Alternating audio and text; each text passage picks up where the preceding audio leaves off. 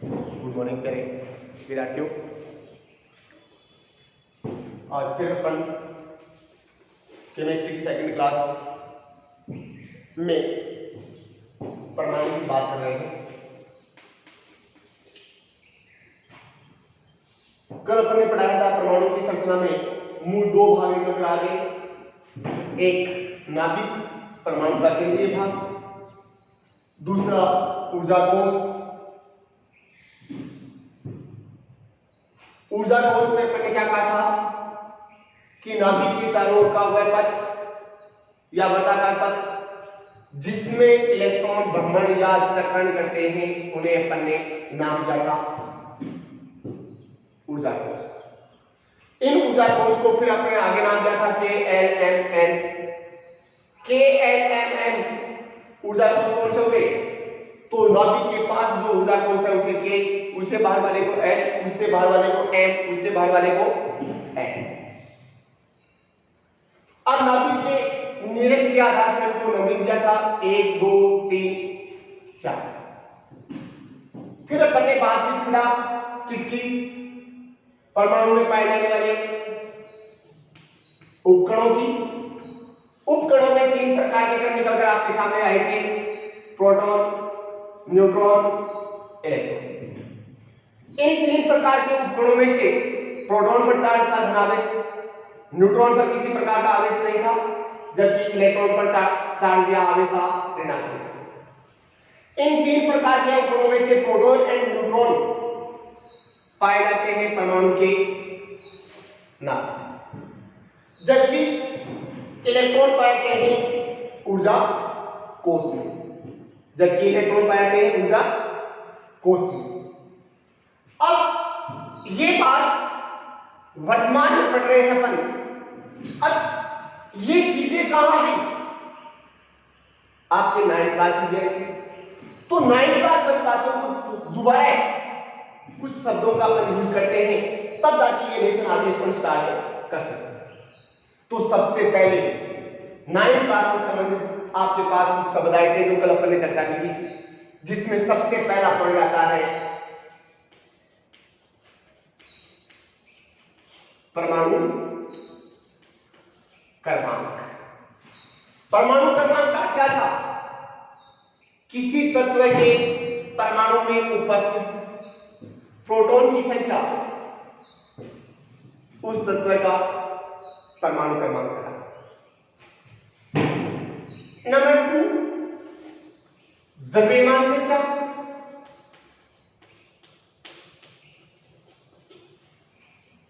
द्रव्यमान संख्या किसे कहा था?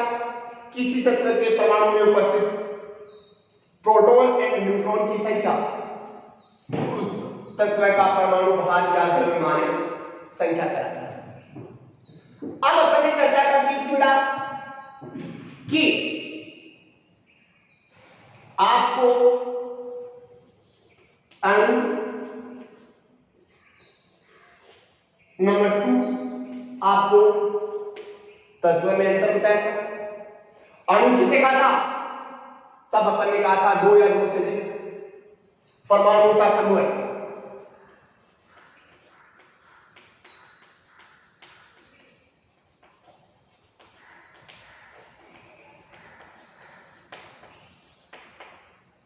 अणु कहलाता है 2 या 2 से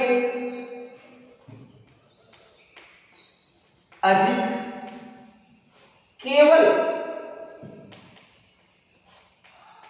समान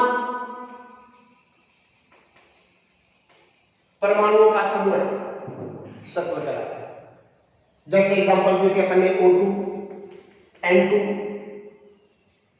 Cl2, H2, ये सभी क्या है? तत्व। अब प्रकृति में इस प्रकार के कितने तत्व पाए जाते हैं? 118 प्रकार के तत्व पाए जाते हैं, जिनसे मिलकर विभिन्न प्रकार के पदार्थों का निर्माण होता है। जिसके लिए अपन ने कल आपको बताया था कि आपकी बुक में जो 118 तत्व दे रखे हैं उनमें से 30 तत्वों के लिए आपको बोला गया था इन 30 तत्वों का आपको याद करना दिया था परमाणु क्रमांक, नंबर 2 प्रतीक,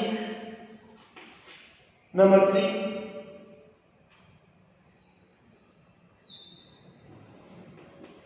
इलेक्ट्रॉनिक विन्यास,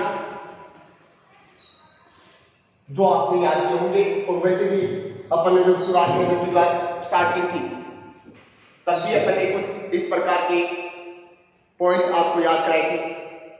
अब इनके साथ साथ 9वीं क्लास से संबंधित कुछ और शब्द आपके सामने आते हैं।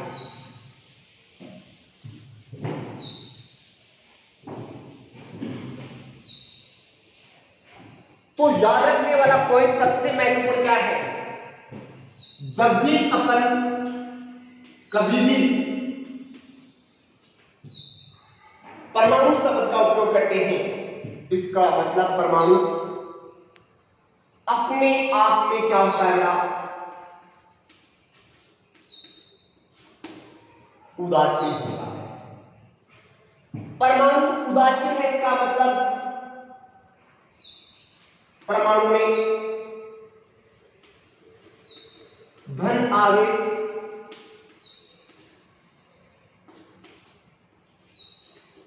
ऋण आवेश के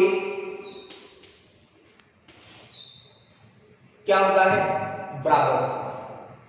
परमाणु विद्युत का उदासीन तभी हो सकता है जब उस परमाणु में धन आवेश ऋण आवेश के क्या होता है, बराबर होता है।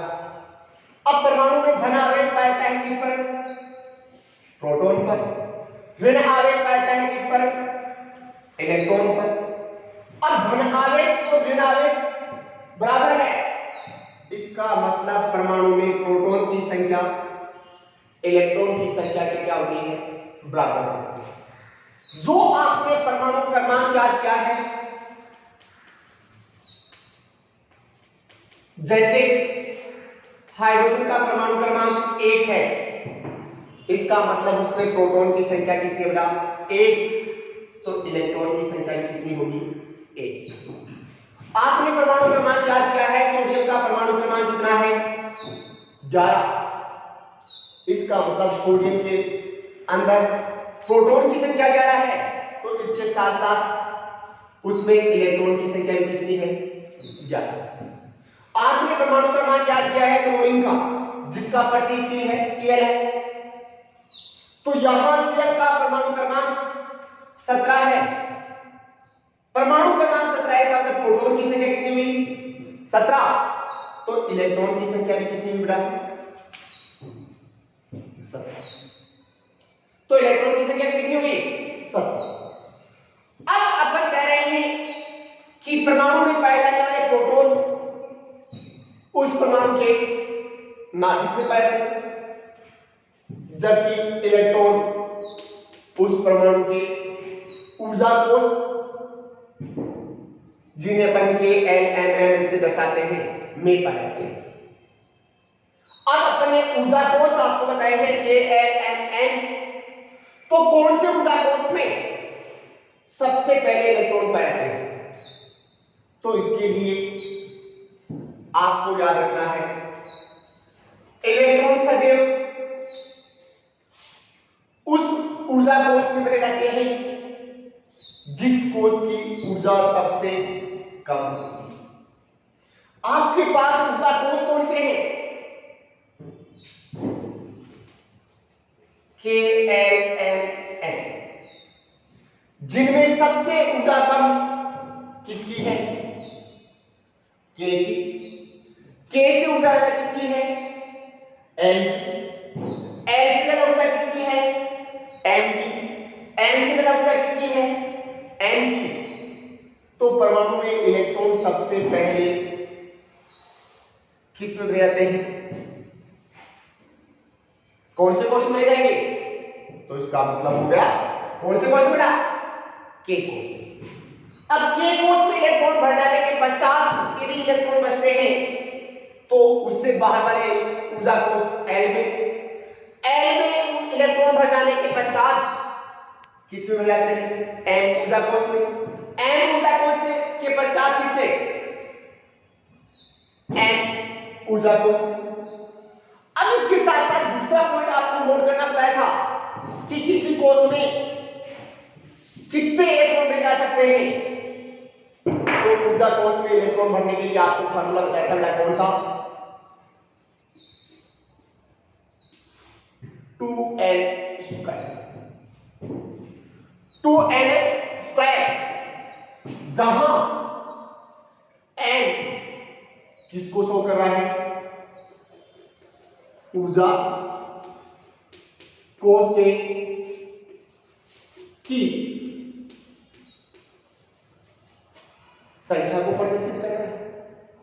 जहां n ऊर्जा कोष की संख्या को प्रदर्शित कर रहा है, जैसे k कोष के लिए n का मान 1, l कोष के लिए ऊर्जा n का मान 2, n के लिए 3, n के लिए 4। अब आपके पास ऊर्जा कोष का क्या आ गया, ऊर्जा कोष के n का मान आ गया। फॉर्मूले में ऊर्जा कोष को के नंबर को अप्लाई कर दो, किसी कोष में अधिकतम इलेक्ट्रॉन बनने की संख्या आ जाएगी। जैसे के कोष में अधिकतम कितने इलेक्ट्रॉन भेजे जा सकते हैं, तो फॉर्मूला क्या है, 2n स्क्वायर। k के लिए n का मान कितना है, 1, तो 2 गुणा 1 का स्क्वायर बराबर 2 गुणा 1 गुणा 1 2। तो अधिकतम कितने इलेक्ट्रॉन भेजे जा सकते हैं, अधिकतम कितने इलेक्ट्रॉन भेजे जा सकते हैं, 2। दूसरा, अगर आपको n कोष में अधिकतम इलेक्ट्रॉन की संख्या ज्ञात करनी है, तो फॉर्मूला अप्लाई कर दो। n के लिए n का मान कितना है, 2, तो अधिकतम इलेक्ट्रॉन 2 गुणा 2 स्क्वायर बराबर 2 गुणा 2 गुणा 2, अधिकतम इलेक्ट्रॉन 2 दूनी 4 4 दूनी 8। n में अधिकतम इलेक्ट्रॉन अप्लाई कर दो बेटा, 2 गुणा 3 का स्क्वायर बराबर 2 गुणा 3 गुणा 3, 3 3 9 9 दूनी 18। n नंबर 4, n कोष में n का मान 4 है, फॉर्मूले में अप्लाई कर दो, 2 गुणा 4 का स्क्वायर बराबर 2 गुणा 4 गुणा 4, 4 दूनी 16 16 दूनी 32। तो आपके पास 2n स्क्वायर फॉर्मूले से ये निकल कर आ गया किसी कोष में अधिकतम कितने इलेक्ट्रॉन भेजे जा सकते हैं।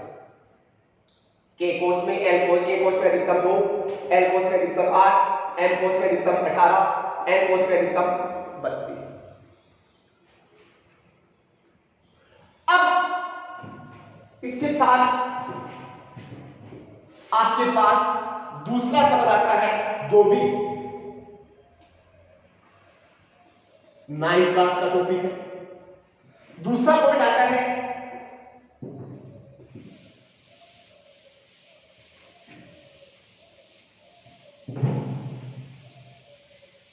इलेक्ट्रॉनिक विन्यास।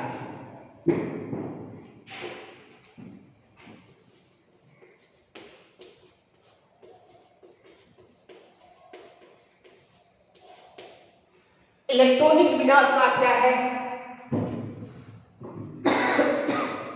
किसी तत्व के परमाणु में उपस्थित कोष में इलेक्ट्रॉन के भरने का क्रम इलेक्ट्रॉनिक विन्यास कहलाता है। किसी तत्व के कोष में उपस्थित किसी तत्व के परमाणु के कोष में इलेक्ट्रॉन के भरने का क्रम इलेक्ट्रॉनिक विन्यास कहलाता है। अपन कह रहे हैं किसी तत्व के परमाणु के कोष में इलेक्ट्रॉन के फिलअप करने का क्रम इलेक्ट्रॉनिक विन्यास कहलाता है। अब सबसे पहला तत्व जैसे अपन देखते हैं बेटा कौन सा, ऑक्सीजन। ऑक्सीजन का परमाणु क्रमांक आप सबको पता है कितना है, 8। तो इलेक्ट्रॉन की संख्या भी कितनी हुई बेटा, 8। अब ऑक्सीजन के परमाणु के कोष में, कोष कौन से, KNMN, अधिकतम इलेक्ट्रॉन कौन से फॉर्मूले से, 12 स्क्वायर से। K में अधिकतम 2, N में अधिकतम 8, M में अधिकतम 18, N में अधिकतम 32। अब ऑक्सीजन के पास इलेक्ट्रॉन की संख्या 8 है, तो इसका इलेक्ट्रॉनिक विन्यास सबसे पहले इलेक्ट्रॉन किस में जाएंगे, K में। K में क्यों गए, क्योंकि K कोष की ऊर्जा की मात्रा सबसे कम है। कितने जा सकते हैं अधिकतम, 2। बच गए कितने, 8 माइनस 2 6। तो L में कितने आ गए बेटा, 6 इलेक्ट्रॉन। तो ऑक्सीजन का इलेक्ट्रॉनिक विन्यास क्या हो गया, 2 6। अब इसके साथ साथ कई बार अब आगे साइंस में जाकर पढ़ोगे तो आपके सामने कई प्रकार के क्वेश्चन आते हैं और अक्सर जूनियर सीनियर क्लास के बच्चे भी इन प्रश्नों का उत्तर नहीं दे पाते हैं। अब ऑक्सीजन में कोष की संख्या कितनी हुई, तो ये हुआ बेटा K, ये हुआ कौन सा, L। तो कोष की संख्या कितनी है ऑक्सीजन में, 2। कौन कौन से, K और L। इसका मतलब ये ऑक्सीजन का नाभिक हो गया बेटा, जिसमें ये 8 प्रोटॉन हो गए। अब इसके साथ साथ इसमें कोष की संख्या कितनी है, 2। ये हो गया बेटा आपका कौन सा, K कोष। ये हो गया आपका कौन सा, L कोष। ये K और ये L। अब बाह्यतम कोष कौन सा हुआ, L। कितने इलेक्ट्रॉन आए बाह्यतम कोष में, 6। K में कितने हैं, 2। तो इन छोटी छोटी बातों को ध्यान में रखना कि किसी परमाणु में या किसी तत्व के परमाणु में कोष की संख्या कितनी होती है, वो कोष की संख्या निर्भर करेगी किस पर, इलेक्ट्रॉन की संख्या या उस परमाणु का। अब ऑक्सीजन में कोष की संख्या कितनी है, 2। कौन कौन सी, K और L। बाह्यतम कोष कौन सा है, L। बाह्यतम कोष में कितने इलेक्ट्रॉन आए हैं, 6। इसी प्रकार बात करते हैं तब किसकी बेटा, क्लोरीन। क्लोरीन का परमाणु क्रमांक कितना है, 17। इसका मतलब इलेक्ट्रॉन की संख्या भी कितनी हुई, 17। क्योंकि परमाणु शब्द ही अपने आप में क्या है, विद्युत का उदासीन है। और विद्युत का उदासीन होने के कारण परमाणु में सदैव प्रोटॉन की संख्या इलेक्ट्रॉन की संख्या क्या होती है, बराबर। और आवेश की संख्या यदि बराबर नहीं हो किसी परमाणु में तो वो क्या बन जाता है, आयन बन जाता है। तो यहां अपन बात कर रहे हैं क्लोरीन की। क्लोरीन में परमाणु क्रमांक कितना है, 17। तो इलेक्ट्रॉन भी कितने हुए, 17। तो आपको क्लोरीन का क्या बचेगा, इलेक्ट्रॉनिक विन्यास। वही कोष कौन से, इलेक्ट्रॉन 17 है, तो पहले के कौन से कोष मिलाएंगे, K में कितने, 2। L में कितने, 8। बच गए कितने बेटा, 8 को 10, परमाणु क्रमांक 17। तो कितने इलेक्ट्रॉन बचे, 7। कौन से कोष मिलेंगे, अगला कोष कौन सा है, M। कितने रहेंगे, 7। इलेक्ट्रॉनिक विन्यास क्या हुआ, 2 और 7। 2 8 है 7। अब यदि अपन बात करें क्लोरीन में कोष की संख्या कितनी है, तो कोष की संख्या बेटा कितनी हुई, 3। कौन कौन से, K L M। तो क्लोरीन में बाह्यतम कोष कौन सा हुआ, M। बाह्यतम कोष में इलेक्ट्रॉन कितने हैं, 7।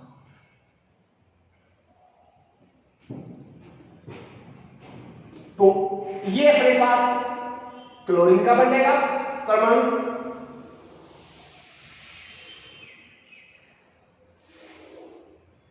2 8 7, तो क्लोरीन में बाहर का परमाणु कौन सा हुआ बेटा? 7। इस प्रकार कल अपन ने आपको कहां तक 30 तत्वों की बात याद करने के लिए कहा। ये सारा काम कौन सी क्लास का है? 9th क्लास का है, क्योंकि मैंने अभी सीनियर क्लास और 10th क्लास का चैप्टर शुरू नहीं किया है। क्योंकि ये बात अगर आपको नहीं आ रही है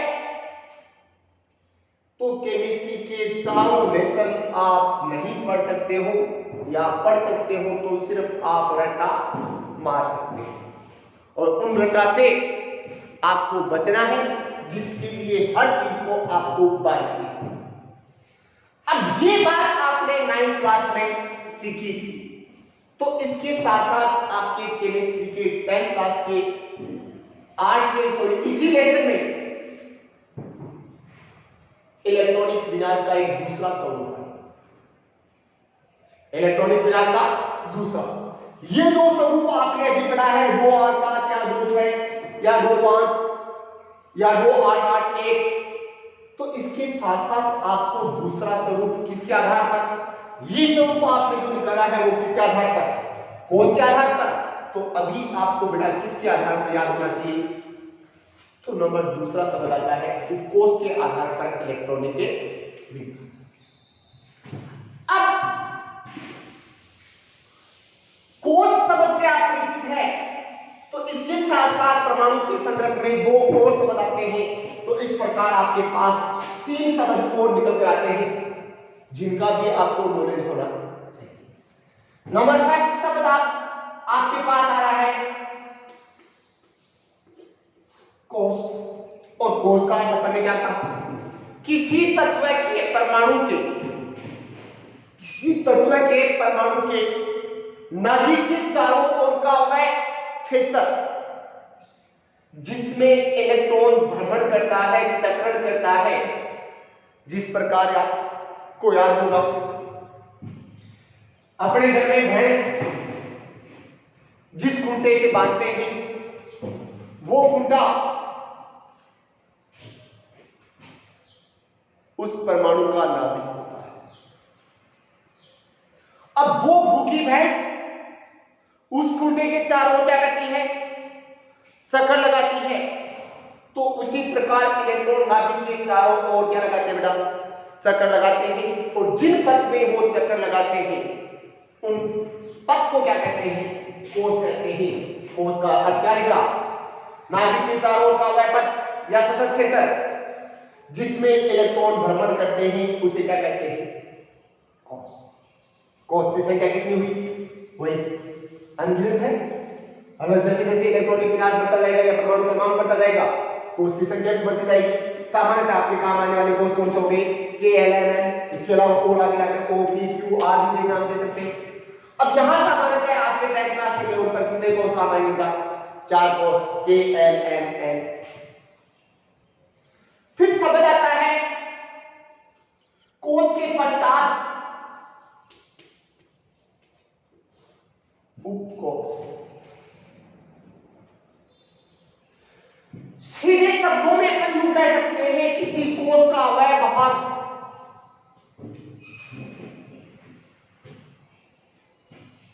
जिसमें इलेक्ट्रॉन पाते हैं उसे उपकोष कहते हैं। या और सरल शब्दों में कोष जिन छोटे छोटे भागों से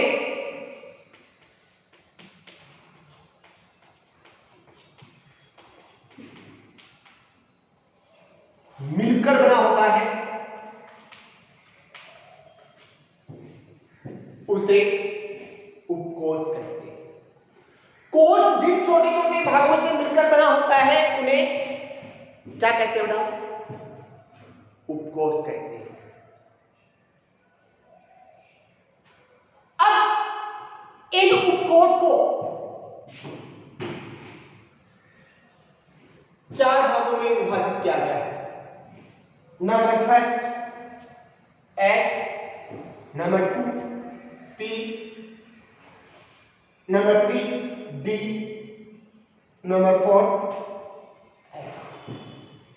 कोष का वह भाग जिसमें इलेक्ट्रॉन रहते हैं उसे उपकोष कहते हैं, या अपन यूं कह सकते हैं कोष जिन छोटे छोटे भागों से मिलकर बना होता है उन भागों को क्या कहते हैं, उपकोष कहते हैं।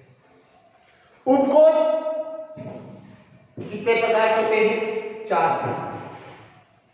S, P, D, F। अब कुछ पॉइंट आपको तरह के साथ याद रखने हैं। पहला पॉइंट याद रखना है कि किसी उपकोष में अधिकतम कितने इलेक्ट्रॉन पाए जाते हैं। जैसे कोष में अधिकतम इलेक्ट्रॉन याद करने के लिए आपने फॉर्मूला अप्लाई किया था कौन सा, 12 स्क्वायर।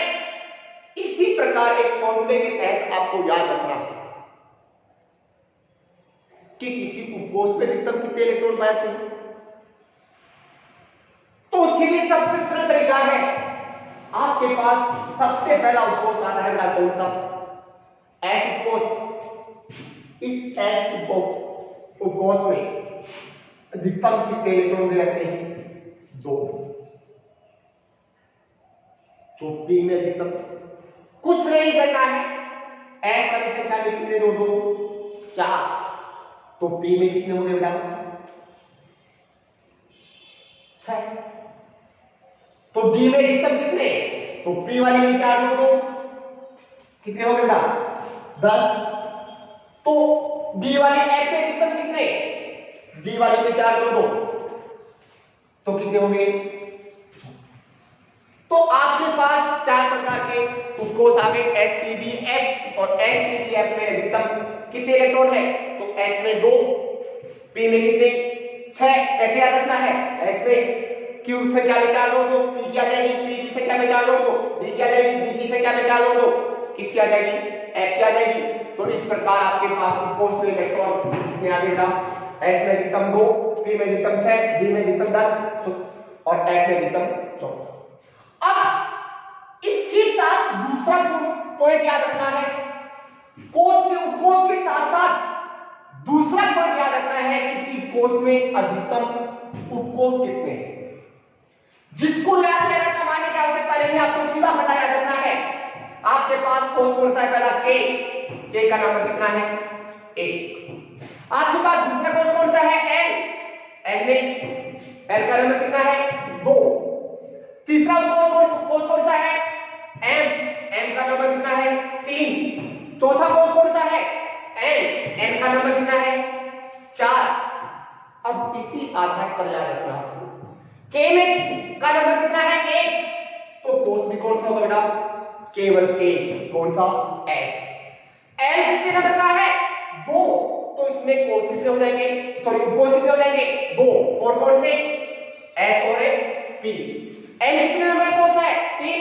तो इसमें उपकोष की संख्या कितनी हो जाएगी, 3। कौन कौन से, S, P और D। N कितने नंबर का है, 4 नंबर का। तो उसमें उपकोष की संख्या कितनी हो जाएगी, 4। कौन कौन सी, S, T, D, F।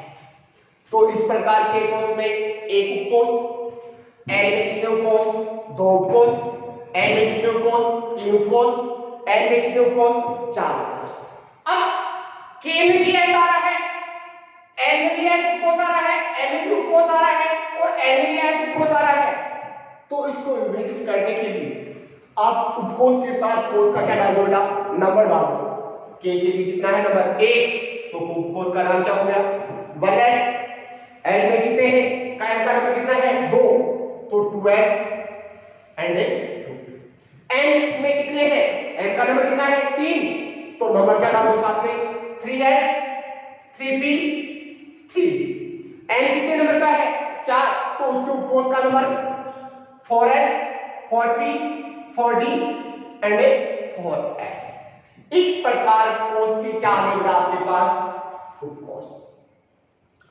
अब इलेक्ट्रॉनिक विन्यास की दूसरी परिभाषा, पहली परिभाषा क्या थी, किसी तत्व के परमाणु के कोष में इलेक्ट्रॉन के भरने का क्रम इलेक्ट्रॉनिक विन्यास। अब अब इसके आधार पर, किसके आधार पर, उपकोष के आधार पर, तो किसी तत्व के परमाणु के उपकोष में इलेक्ट्रॉन के भरने का क्रम क्या कहलाता है, इलेक्ट्रॉनिक विनाश। और इलेक्ट्रॉनिक विनाश के लिए आपके पास कोई पॉइंट होगा, कौन सा, तो सबसे पहले इलेक्ट्रॉन किस में जाएगा, जिस उपकोष की ऊर्जा का मान सबसे क्या है, कम है। अब आपको पॉइंट याद रखना है, ऊर्जा के बढ़ते हुए क्रम को याद रखना है। ऊर्जा के बढ़ते हुए क्रम को याद रखने के लिए फॉर्मूला याद रखना है जो आपके टाइम टेबल तक 1s 2s, ये कब होगा बेटा, l का 2s 2p, m का 3s 3p 3d, n का 4s 4p 4d and 4n। आगे आपके पास फॉर्मूला, सबसे ऊंचा का मान क्रम किसका है, 1s, 1s से ज्यादा किसका है, 2s, 2s से ज्यादा किसका है, 2p, 2p से ज्यादा किसका है, 3s, 3s से ज्यादा किसका है, 3p का, 3p से ज्यादा किसका है, 3d का।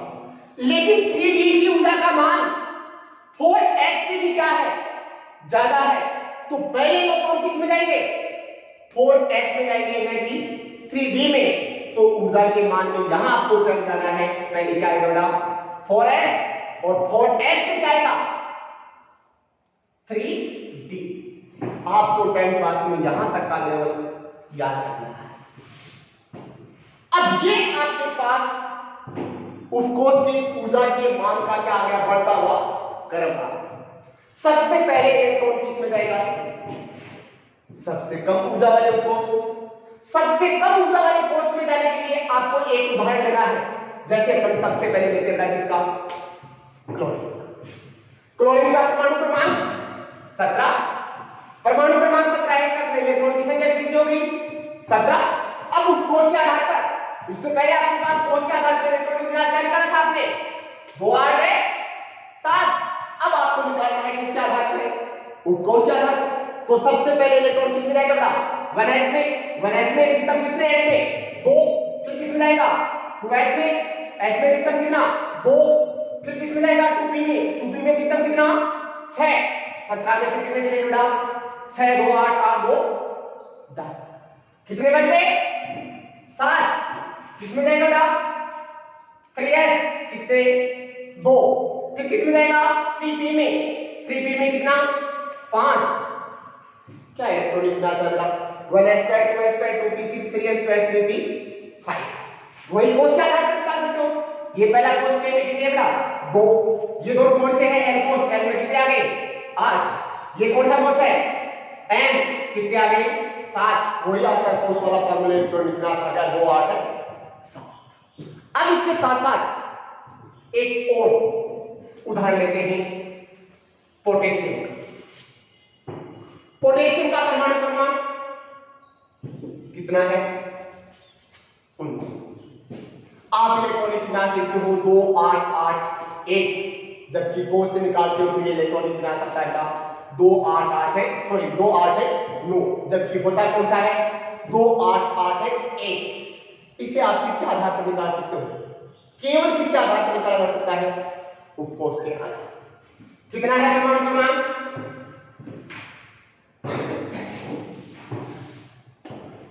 19। s में कितने जाएंगे बेटा, 2, 2s में कितने, 2, 2p में कितने, 6, 3s में कितने, 2, 3p में कितने, 6। क्या हुआ बेटा, तो 4 10 12 18, कितना बचा, 1।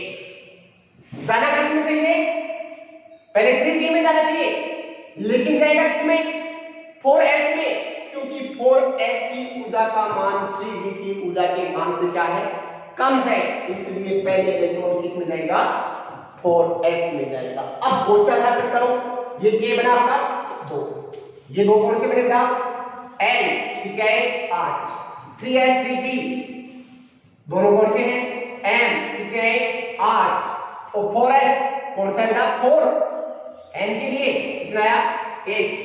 इलेक्ट्रॉनिक विन्यास क्या हो गया बेटा 2 8 8 1। थैंक्स बेटा। इस प्रकार ये जो आपने इलेक्ट्रॉनिक विनाश निकाला है, इस इलेक्ट्रॉनिक विनाश को आप कहां तक अप्लाई करोगे? 30 तक अप्लाई करोगे। थैंक्स।